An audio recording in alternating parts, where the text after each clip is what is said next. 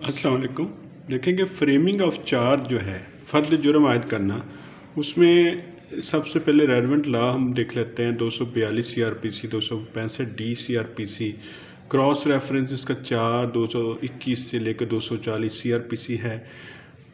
और अब देखें कि जो डॉक्यूमेंट्स जब जज चार्ज फ्रेम करता है उससे पहले जिनके मतलब वो मायना करता है, जिनको देखकर चार्ज फ्रेम लगाता है, अगर हमसे ये सवाल पूछा जाए कि कौन कौन सी डॉक्यूमेंट्स, कौन कौन सी चीज़ों को देखकर चार्ज फ्रेम फ़र्द जुर्म जज लगाता है, तो वो कौन कौन सी हैं। सबसे पहले है पुलिस रिपोर्ट, चालान 173 की रिपोर्ट। ठीक है, जज साहब सबसे पहले 173 की रिपोर्ट देखते हैं। उसके बाद इस्तगासा देखते हैं, कंप्लेंट जिसको कहते हैं 202 के तहत। उसके बाद है डॉक्यूमेंट जो हैं, जितनी भी दस्तावेज़ात जो हैं वो चालान के साथ लगी हुई हैं वो देखते हैं।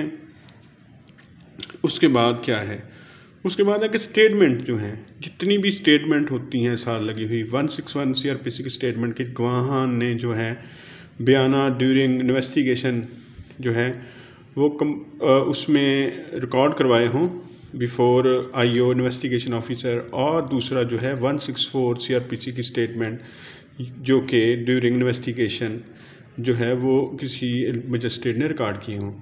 तो इस पर ये लैंडमार्क जजमेंट जो है 2022 MLD 1040 लाहौर है, जिसमें ये बयान किया है कि जब भी अदालत जो है वो चार्ज फ्रेम लगाती है तो वो देखती है इन डॉक्यूमेंट्स को, और इन डॉक्यूमेंट्स की रोशनी में अगर तो फ़र्द जुर्म बनता हो, जुर्म जो है जिसकी जो कि जिसका एलिगेशन हो FIR में लगा हुआ हो, अदालत देखती है कि क्या वो डॉक्यूमेंट, इन डॉक्यूमेंट से वो जुर्म बनता है, तो फिर अदालत चार्ज फ्रेम लगा देती है 242 से या 265 D के तहत।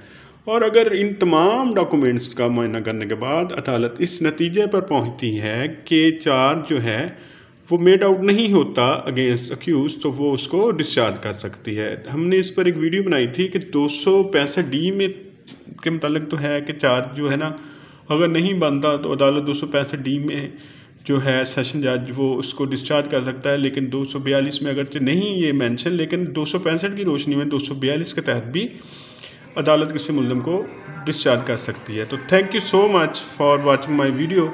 मुझे उम्मीद है कि आपको ये मेरा आज का लेक्चर भी पसंद आएगा।